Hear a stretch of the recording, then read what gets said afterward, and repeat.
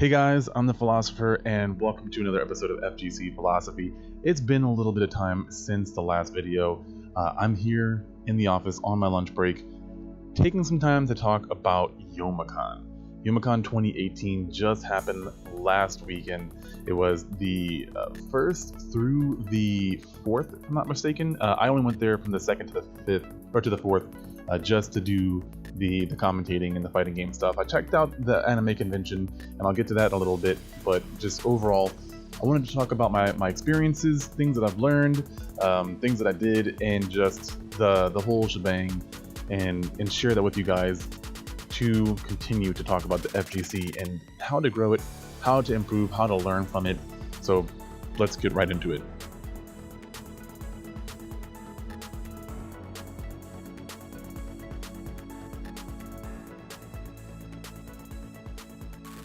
So first off, my overall experience was great. I loved it. I had a great time. I thought the whole entire thing was really cool. I spent most of my time in the game room. They had a huge anime convention that spanned like a couple of different buildings. I was at the Kobo Center at the game room for most of it, but there was also the Crown Plaza, I think, had some stuff going on, or the Renaissance Center, the Rensen is what it was called. So yeah, I was at the Kobo Center for most of it, checked out the vendors alley, had some cool artwork, got a new hat, so I'll put a picture up for that. So a new hat added to the collection. I'm super excited about it because I love old school games. I love caps. So being able to combine both those things with some cool artwork always makes my day. So yeah, I didn't get a chance to really spend too much. They had some really nice art, but I just couldn't justify it for the price at the time with a baby on the way, with a new house I just bought.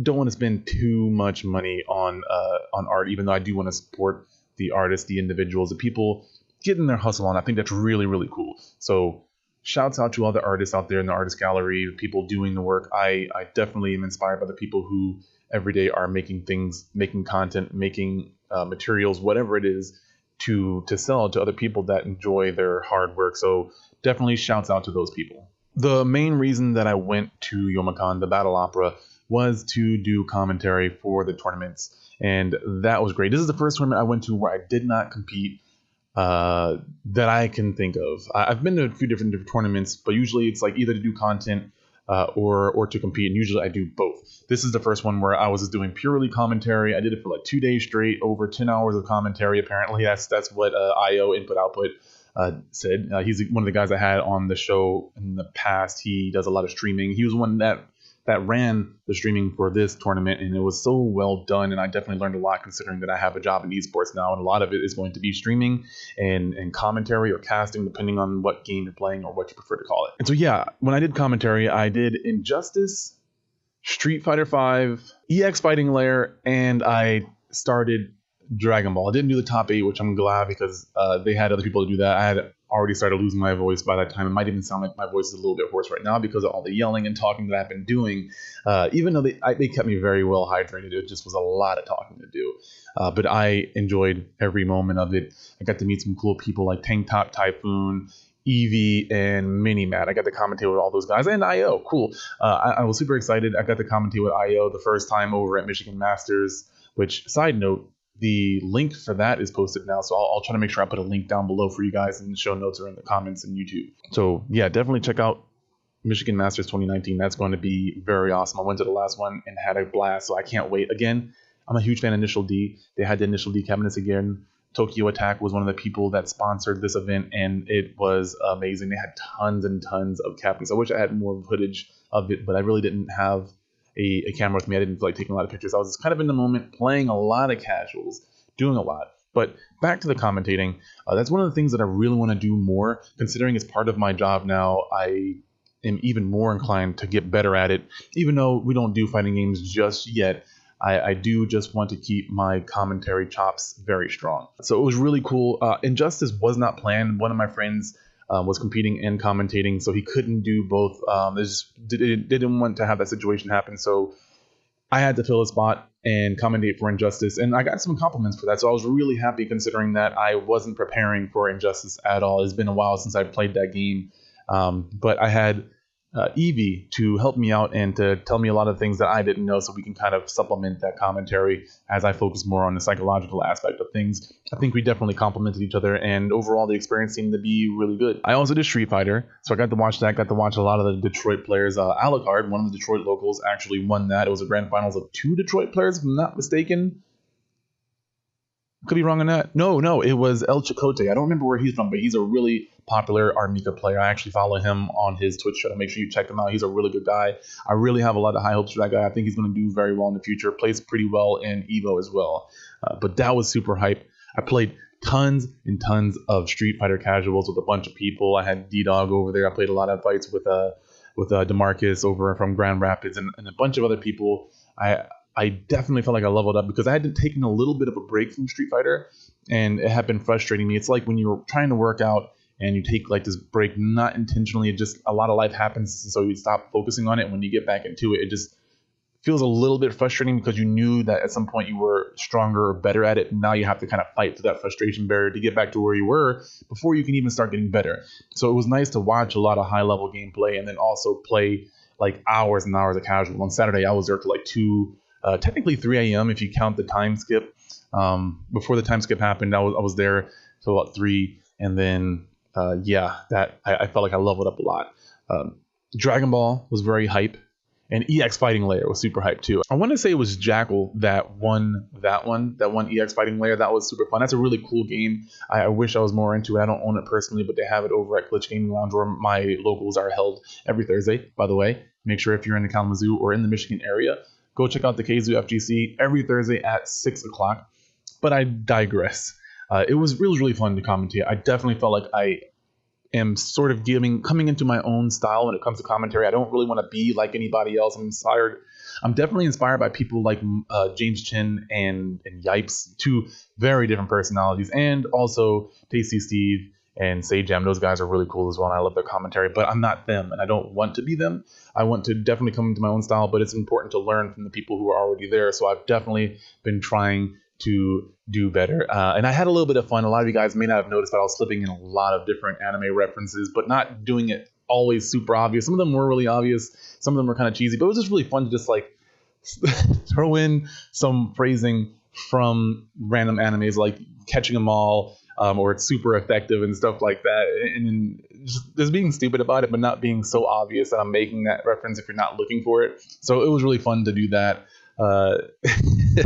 And then also talking about Sajam, I really like his segues. I think he has like high god tier segues when it comes to commentary, to the point to where it's comedic, but also like you have to respect it. It's like a rapper that's able to be funny but also really creative, like Lil Dicky or Eminem or something like that. Is just I just respect that a lot, to be able to segue all the time. Like if you watch his stream, whenever he gets a new subscriber, he does a segue from whatever he's talking about into thanking the subscriber. And it's I don't know, I have a special place in my heart for segues. I don't know why, but I've definitely tried to learn from him, but do it my own way, not the way that he does it, because nobody can do it like him.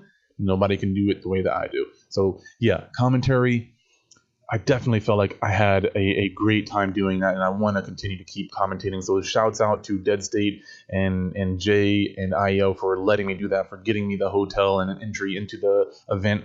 That was amazing. I can't believe that I got to do that.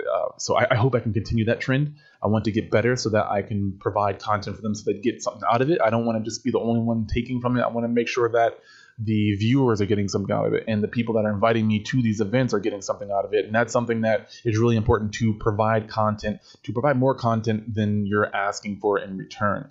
That's my philosophy. A lot of people that I follow, a lot of entrepreneurs and speakers, have that same mindset. People who are where I want to be, and I see them doing it. They put their money where their mouth is, and so that's the people that I take my advice from. One of the other things that I was very refreshed by is, like, I had a lot of good conversations. I actually had one conversation after I was doing casuals, ran to this one guy named Justin that Cora from Dead State had introduced me to, and just had this great conversation for like an hour.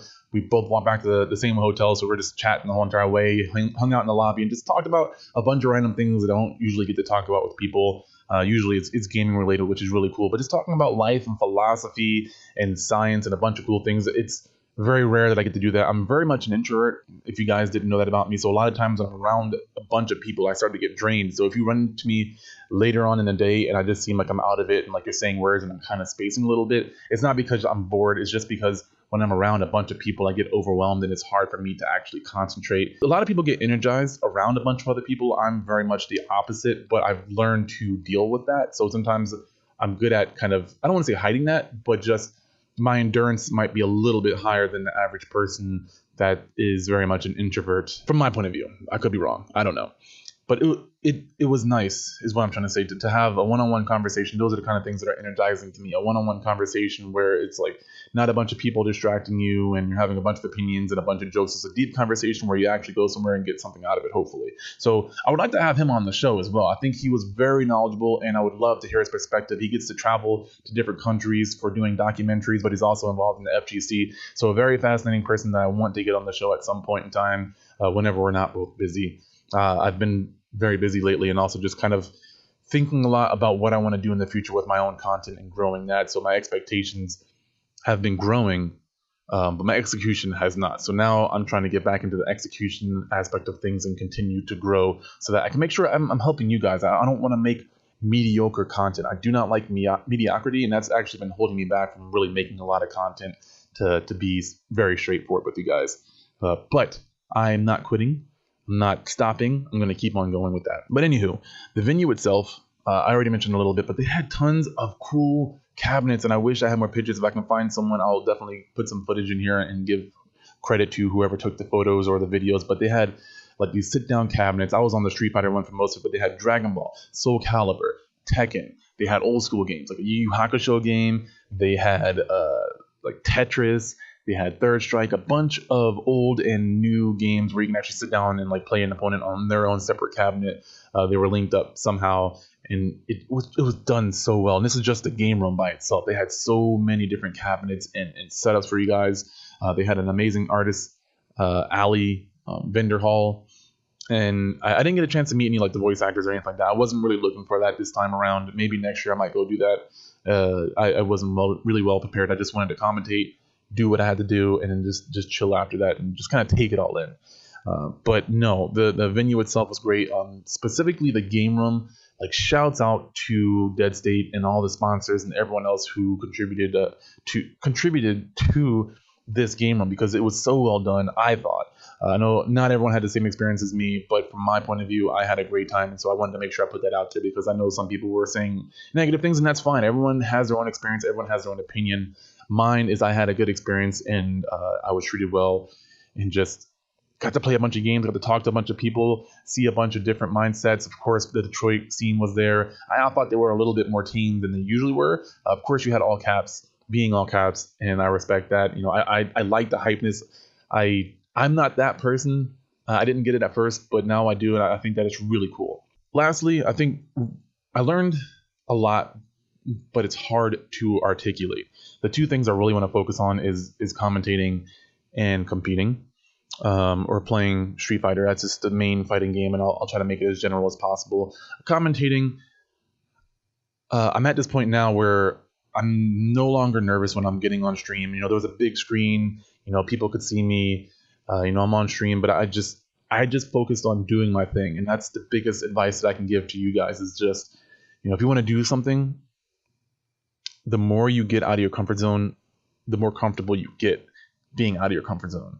So just keep on doing it, keep on trying it, and eventually it's going to feel natural. And like when I went there, no nervousness. It's just like, okay, how can I do the best that I can do? How do I just focus on what I want? And whenever I notice that, like, for me, my attention span is my biggest enemy. So I focus whenever my eyes look away and I start thinking about different things or people walking around.